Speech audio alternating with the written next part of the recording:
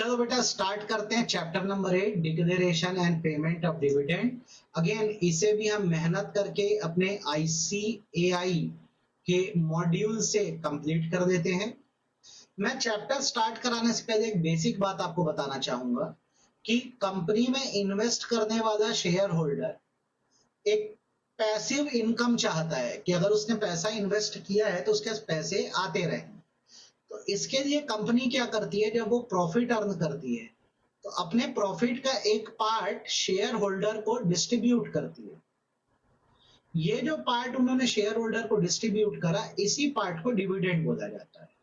Dividend कोई भी company जो होती है ईयरली बेसिस पर अपने शेयर होल्डर को एनुअल जनरल मीटिंग AGM में देती है। तो इस साल अगर डिविडेंड दिया गया तो अगला डिविडेंड अगले साल AGM में दिया जाएगा। ऐसे डिविडेंड को फाइनल डिविडेंड बोलते हैं। लेकिन अगर मान लो किसी AGM में डिविडेंड ना दिया जा सके और आने वाली AGM अभी आ ही रही है तो बिटवीन 2 AGM भी डिविडेंड दिया जा सकता है। और अगर 2 AGM के बीच में डिविडेंड दिया गया है तो ऐसे डिविडेंड को हम लोग इंटरिम डिविडेंड बोलते हैं। तो कट शॉर्ट करके अगर मैं बात करूं तो डिविडेंड प्रॉफिट का वो पार्ट है जो शेयर होल्डर को दिया जा रहा है। साल में एक बार दिया जाता है एनुअल जनरल मीटिंग में, इसलिए इसको फाइनल डिविडेंड बोलते हैं। और बाय चांस अगर किसी साल के AGM में नहीं दे पाए तो साल के बीच में दे दो, इसे इंटरिम डिविडेंड बोला जाता है।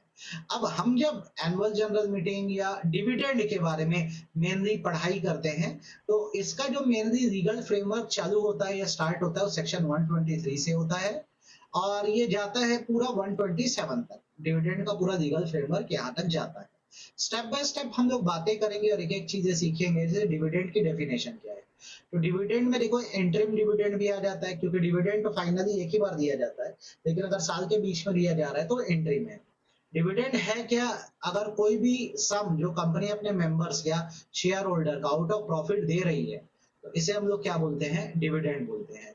डिविडेंड शेयर होल्डर का रिटर्न है, शेयर होल्डर का बेनिफिट है। भाई साहब उन्होंने इन्वेस्ट किया है तो जो उनको मिलता है उसको डिविडेंड बोला जाता है। ठीक, डिविडेंड के साथ कुछ बातें आप याद रखो। डिविडेंड जो होता है वो जनरल मीटिंग में पे किया जाता है। ठीक, और जो भी डिविडेंड का रेट होगा वो उतना ही होगा जितना बोर्ड ऑफ डायरेक्टर बताएंगे। शेयर होल्डर उससे ज्यादा रेट पे डिविडेंड मांग ही नहीं सकते, हाँ कम रेट पे मांग सकते हैं। तो इससे आपको ये समझना होगा कि डिविडेंड को रिकमेंड करने का काम बोर्ड ऑफ डायरेक्टर करते हैं और जो कंपनी के शेयर होल्डर होते हैं वो डिविडेंड को अपने खुद के लिए डिक्लेयर या अप्रूव करते हैं एनुअल जनरल मीटिंग में। डिविडेंड देना कोई कंपलसरी एक्टिविटी नहीं है। जैसे डायरेक्टर्स ने समझाया भाई साहब इस साल डिविडेंड नहीं दे पाएंगे, कंपनी को एक्सपेंशन के लिए पैसा चाहिए, शेयर होल्डर मान जाएगा, बोलेगा कोई दिक्कत नहीं, कंपनी आगे बढ़ती रहेगी। ठीक है, तो डिविडेंड कोई लाइबिलिटी नहीं है अनटिल एंड अनलेस ये डिक्लेयर ना हो जाए। एक बार एनुअल जनरल मीटिंग में ऑर्डिनरी रिजोल्यूशन पास करके डिविडेंड क्या हो गया, डिक्लेयर हो गया, तो अब ये लाइबिलिटी है।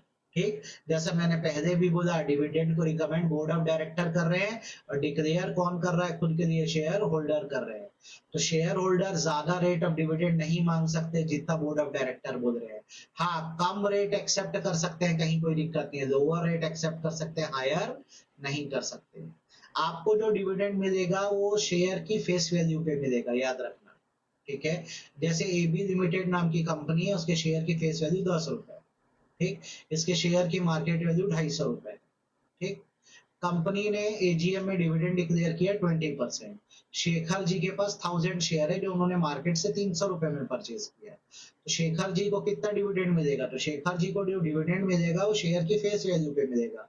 शेयर की फेस वैल्यू कितना रुपए, 10 रुपए। डिविडेंड कितना परसेंट है, 20%।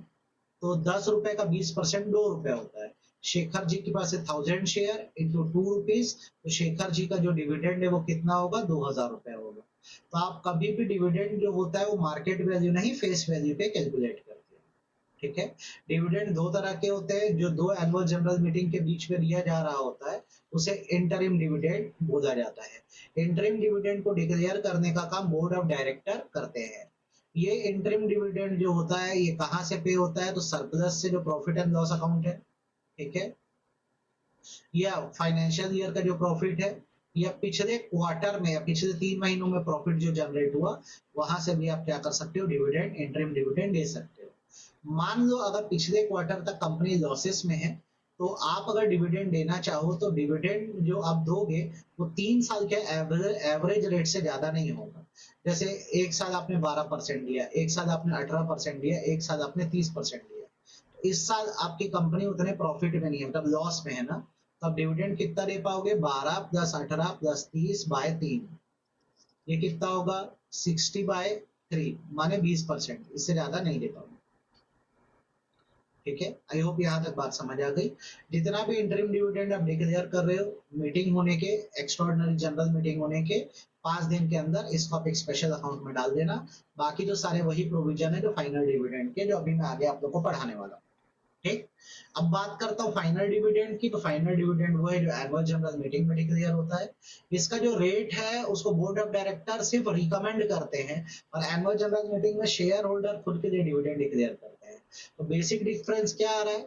इंटरिम डिविडेंड वो होता है जो साल के बीच में पे हो रहा है, फाइनल डिविडेंड वो है जिसको बोर्ड ऑफ डायरेक्टर रिकमेंड कर रहे हैं और share holder annual general meeting में अप्रूव कर रहे हैं फाइनेंशियल ईयर खत्म होने के बाद। अनाउंसमेंट, इंटरिम डिविडेंड को अनाउंस करते हैं board of director, final dividend को बोर्ड ऑफ डायरेक्टर केवल रिकमेंड करते हैं और अप्रूव शेयर होल्डर करते हैं। इंटरिम डिविडेंड फाइनेंशियल स्टेटमेंट बनने से पहले दिया जा सकता है क्योंकि साल के बीच में है, लेकिन फाइनल डिविडेंड जब फाइनेंशियल स्टेटमेंट बन जाती है उसके बाद ही दिया जाता है। इंटरिम डिविडेंड को रिवोक किया जा सकता है, वापस लिया जा सकता है, लेकिन फाइनल डिविडेंड को रिवोक नहीं कर सकते। ठीक, अब जैसे आपको पता है शेयर दो तरह के होते हैं, कौन कौन से? प्रेफरेंस और इक्विटी। तो जो प्रेफरेंस शेयर होल्डर होते हैं ना, उनको एक फिक्स रेट का डिविडेंड मिलता है। अब या तो ये क्यूमुलेटिव बेसिस पे दे सकते हैं कि जुड़ते जाए जुड़ते जाए जुड़ते जाए और एक साथ में दे, या तो ये नॉन क्यूमुलेटिव बेसिस पे दे सकते हैं ईयरली। जैसे कोई बोलता है मैं 5 साल बाद एक साथ डिविडेंड दूंगा, तो इसको 5 साल तक जुड़ता जाएगा और एक साथ पूरा पैसा मिलेगा। नॉन क्यूमुलेटिव में क्या होता है? अकोमुलेट नहीं होता, ईयर टू ईयर जितना डिविडेंड बन रहा है फिक्स अमाउंट आपको देते रहेंगे। इक्विटी शेयर के साथ क्या है कि ये ओनर अभी है, ये प्रेफरेंस शेयर होल्डर तो है नहीं, तो इनका कोई फिक्स रेट ऑफ डिविडेंड नहीं होता है, ईयर टू ईयर चेंज होता रहता है। ठीक, अब डिविडेंड पे करने के कुछ प्रोविजन है जो आप लोग को पता होने चाहिए। जैसे डिविडेंड का सोर्स क्या है, तो डिविडेंड आप इस साल जो आपका फाइनेंशियल ईयर में प्रॉफिट हुआ है, आफ्टर चार्जिंग डेप्रिसिएशन, क्योंकि डेप्रिसिएशन चार्ज करोगे तब असेट्स की प्रॉफिट लॉस की ट्रू वैल्यू पता लगेगी। तो अगर आपको डिविडेंड देना है तो इस साल के प्रॉफिट से दे दो, पिछले सालों के प्रॉफिट से दे दो, अगेन यहाँ पे भी क्या, आफ्टर चार्जिंग डेप्रिसिएशन, ये दोनों अमाउंट का यूज कर दो, इस साल के प्रॉफिट का या पिछले साल के प्रॉफिट का। फर्दर कई बार गवर्नमेंट पैसा देती है या अमाउंट गारंटी करती है कि हम पैसा दे रहे हैं आप डिविडेंड दे दो, तो आप वहां से डिविडेंड दे सकते हो। आपको डेप्रिसिएशन वर्ड बार बार यहाँ क्यों आ रहा है, तो आप डेप्रिसिएशन चार्ज कर दो। डेप्रिसिएशन मतलब होता है reduction in value of asset. Depreciation अगर आपने प्रोवाइड नहीं किया तो असेट की वैल्यू ज्यादा दिख रही होगी और प्रॉफिट भी ज्यादा दिख रहा होगा, इसलिए डेप्रिसिएशन चार्ज करना जरूरी है। ठीक है, जब डिविडेंड डिक्लेयर करते हैं तो कंपनी की चॉइस होती है, ये कंपनी के डिस्क्रेशन पर होता है कि अगर वो कुछ पैसा रिजर्व में डालना चाहे तो डाल सकते हैं, तो वो हायर अमाउंट डाल सकते हैं, वो लोअर अमाउंट डाल सकते हैं, वो नील कुछ भी नहीं डालेंगे तो भी चलेगा। तो प्रॉफिट का एक पार्ट रिजर्व में डालना कंपनी के ऊपर छोड़ दिया गया है। Any portion of profit company चाहे रिजर्व में डाल सकती है, कम या ज्यादा, या नहीं भी डालेगी तो कोई फर्क नहीं पड़ेगा। ठीक, अब ये सबसे इंपॉर्टेंट है बेटा।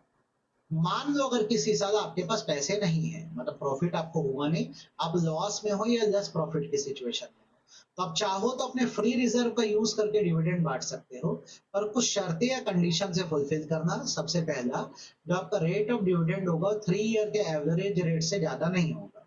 जैसे इस साल मैं बोलता हूँ मेरा फाइनेंशियल ईयर 25-26 है, इस साल में थोड़ा लॉस में हूँ, तो मैं जो भी डिविडेंड अब बांटूंगा वो 3 साल के एवरेज रेट से ज्यादा नहीं होगा। जैसे एक साल 3% था, एक साल 2% था और एक साल 4%। 3 2 4, ठीक है, डिवाइडेड बाय 3, तो ये कितना परसेंट आएगा? 3%। तो इस साल का जो रेट ऑफ डिविडेंड है 3% से ज्यादा नहीं होना चाहिए। दूसरा, कहाँ से पैसा विड्रॉ करूं मैं, तो और कितना विड्रॉ करूं, तो मैं अभी डिविडेंड बांटना चाहूँ ना, तो मेरा जो अकुमुलेटेड प्रॉफिट है रिजर्व एंड सरप्लस में, वहां से विड्रॉ करूंगा, और कितना? 10% of paid up capital and free reserve जो अमाउंट बनेगा उतना। ठीक है, जैसे मेरे बैलेंस शीट में पेड अप कैपिटल 10 करोड़ का दिख रहा है, 10 सीआर दिख रहा है, मेरे R and S reserve and surplus 30 CR के दिख रहे हैं, 30 करोड़ के दिख रहे हैं, तो ये 40 करोड़ हो रहा है। तो मैं इसका 1/10 या 10% कितने 4 करोड़ रुपए विड्रॉ कर सकता हूँ डिविडेंड बांटने के लिए। और विड्रॉ करने के बाद मैं इससे पहले अपने लॉसेस को पूरे सेट ऑफ करूंगा। देखो कंडीशन नंबर 1 3 साल के एवरेज रेट से ज्यादा नहीं होगा। कंडीशन नंबर 2 आप अपने पेड अप कैपिटल और फ्री रिजर्व का जो टोटल बैलेंस शीट में दिख रहा है उतना 1/10 अपने रिजर्व में से निकाल दो। तीसरी कंडीशन, जो पैसा आपने निकाला, जैसे 4 करोड़ निकाला, उससे अपना जो लॉसेस है, मान लो 1 करोड़ का लॉस है आपका, आप पहले लॉस एडजस्ट करो। अब डिविडेंड बांटने के लिए कितना बचा? 3 करोड़।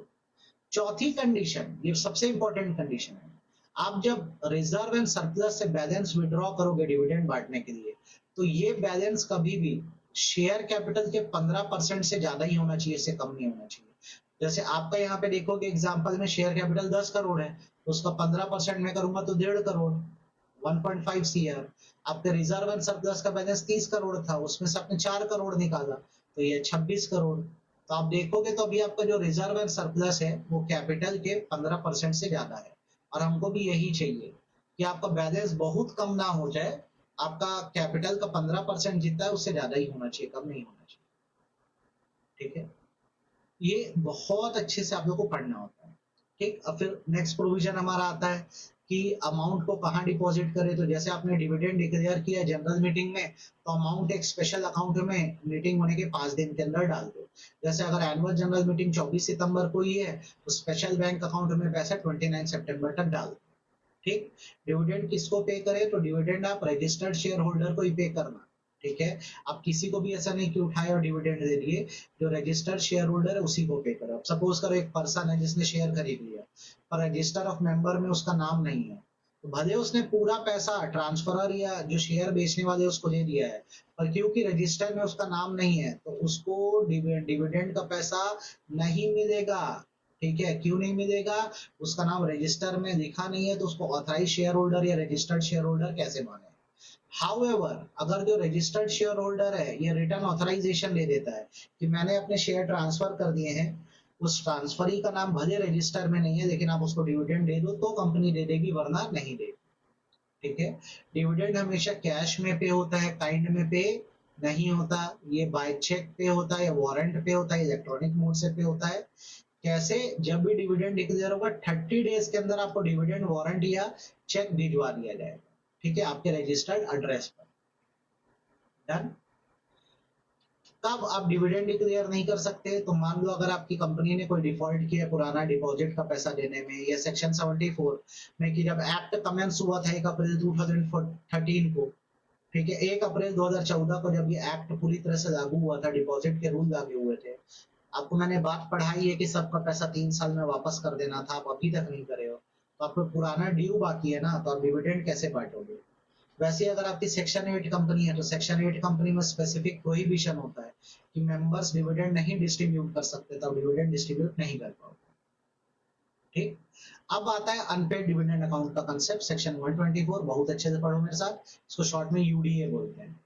क्या होता है? जैसे डिविडेंड डिक्लेयर होता है तो लाइबिलिटी बन गया है। अब 30 डेज में कंपनी सबके घरों में डिविडेंड का चेक भेज देती है। पे करने का मतलब कंपनी की तरफ से यही है, आपके घरों में वो चेक भेज देगी। जिन जिन लोगों ने 30 दिन में अपना पैसा क्लेम नहीं किया, 30 दिन बीतने के बाद अगले 7 दिनों में पैसा एक दूसरे अकाउंट में शिफ्ट हो जाएगा, जिसे बोलेंगे अनपेड डिविडेंड अकाउंट। ये भी बैंक में ओपन कराया जाएगा। अब जब इस अनपेड डिविडेंड अकाउंट में अनक्लेम्ड पैसा ट्रांसफर हुआ, कंपनी की जिम्मेदारी बनती है कि वो 90 दिन के अंदर एक स्टेटमेंट बनाए, जिसमें नाम लिखे, एड्रेस लिखे और बताए कितने कितने लोगों का अमाउंट अनपेड है, और इसको अपनी वेबसाइट में प्लेस कर दे। कंपनी से अगर गलती हो गई कि वो अनपेड डिविडेंड अकाउंट में पैसा नहीं डाल पाती है, तो अब उसको ये पैसा 12% इंटरेस्ट के साथ डालना पड़ जाता है।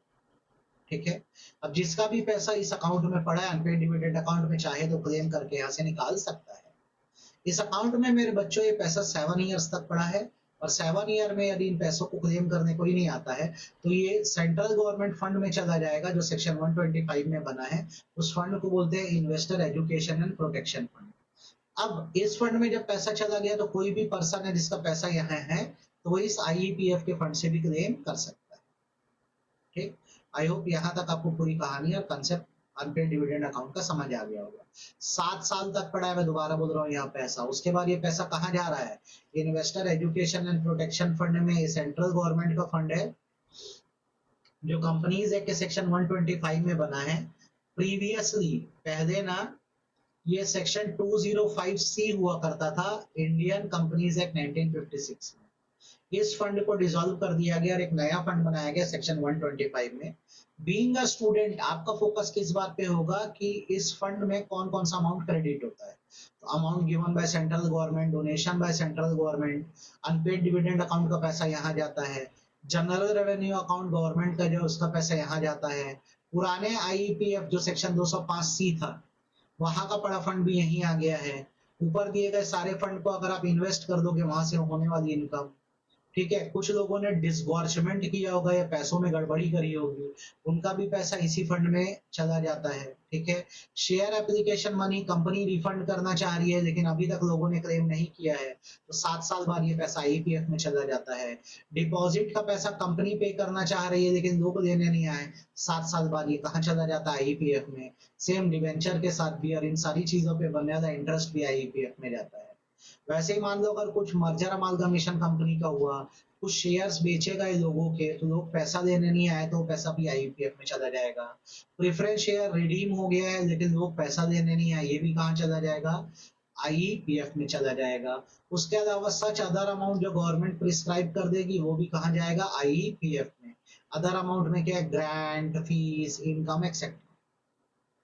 अब फंड में जो पैसा पड़ा उसका यूटिलाइजेशन कहाँ होगा, सबसे पहला पैसा रिफंड करने में होगा, जो जो चाहे यहाँ से अपना क्लेम दे सकता है। दूसरा इन्वेस्टर एजुकेशन अवेयरनेस को प्रमोट करने में होगा। उसके बाद जिसका जिसका डूबत खाता था, डिसगॉर्ज अमाउंट था, वो लोग आए अप्लाई करें, साबित करें कि उन्हीं का पैसा था, उनको लॉस सफर हुआ था, तो उनका पैसा भी आईपीएफ से दिया जाएगा।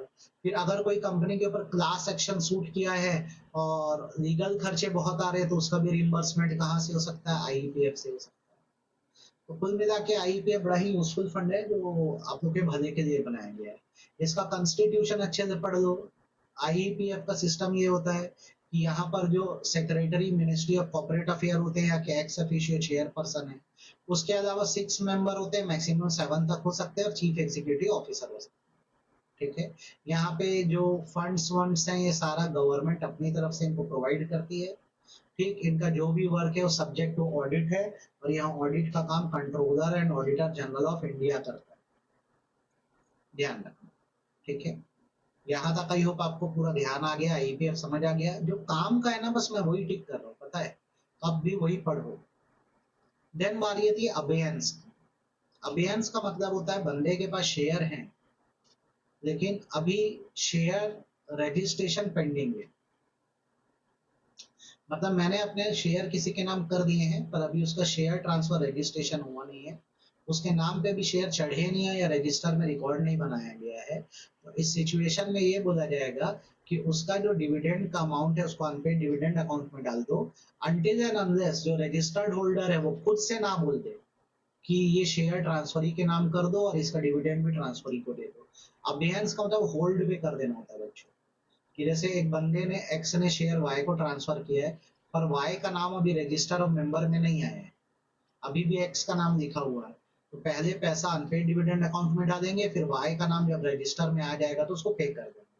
अदरवाइज एक्स क्या करे, रिटर्न परमिशन दे दे कि मेरे को डिविडेंड ना दिया जाए, तो सीधे वाई को दे दिया जाए तो दे दिया जाएगा। सिमिलरली शेयर से रिलेटेड और भी राइट होते हैं जैसे राइट इशू, बोनस इशू, ये भी वाई को तभी मिलेंगे जब उसके नाम शेयर रजिस्टर्ड हो जाएंगे, ठीक है। देन आता है सेक्शन 127, पनिशमेंट की बात करता है। सेक्शन 127 टाइम लिमिट बताता है और फेलियर पे पनिशमेंट बताता है।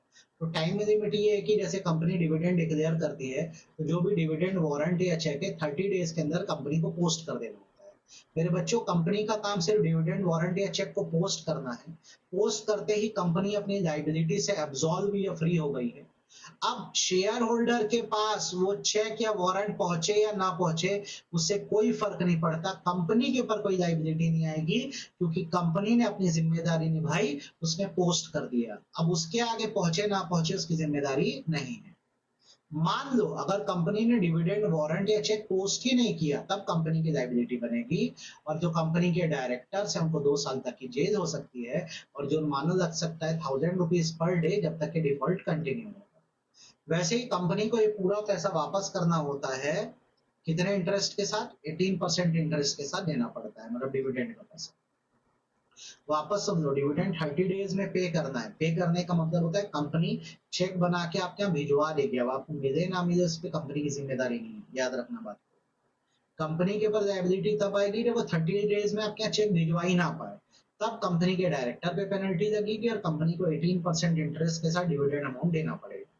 हाँ, इसका भी एक्सेप्शन बनाया गया है कि कब 30 डेज में डिविडेंड चेक ना भिजवाने पे भी आपके ऊपर लायबिलिटी नहीं है। जैसे आप dividend by operation of law, कोई लीगल रीजन था जिसके कारण नहीं दे पाए, या शेयर होल्डर ने कंपनी को कोई डायरेक्शन दिया कि मुझे ऐसे डिविडेंड चाहिए और कंपनी ने उसको कम्युनिकेट कर दिया कि भाई साहब आपको आप जो बोल रहे हो वैसे डिविडेंड नहीं दिया जा सकता। वैसे शेयर होल्डर बोल रहा था मुझे हार्ड कैश में डिविडेंड दो, कहां से देंगे? देन मान लो डिविडेंड को रिसीव करने को लेकर डिस्प्यूट हो गया, झगड़ा हो गया, या फिर शेयर होल्डर के डिविडेंड को लॉफुली एडजस्ट कर दिया गया है। शेयर होल्डर का कुछ पैसा बच रहा था, मतलब मान लो 1,000 रुपए शेयर होल्डर का देना बच रहा था, कंपनी बोलती है आपका डिविडेंड भी 1,000 रुपए बन रहा है तो उसको हम एडजस्ट कर देते हैं। या कोई भी ऐसा रीजन जो कंपनी के कंट्रोल में नहीं है, जैसे उसने पोस्ट कर दिया, गलती पोस्ट ऑफिस वालों की है, इसमें कंपनी का क्या फॉल्ट है? कोई फॉल्ट नहीं है, तो यहाँ पर फिर कंपनी के ऊपर कोई पेनल्टी नहीं लगेगी, याद रखना। This was your dividend chapter, जो आप लोग को बहुत अच्छे से पढ़ना चाहिए। ठीक है, फिर मिलते हैं अगले चैप्टर के साथ। आप इन लेक्चर्स को आईसीआई मॉड्यूल से बहुत अच्छे से रिवाइज कर दो। Thank you so much.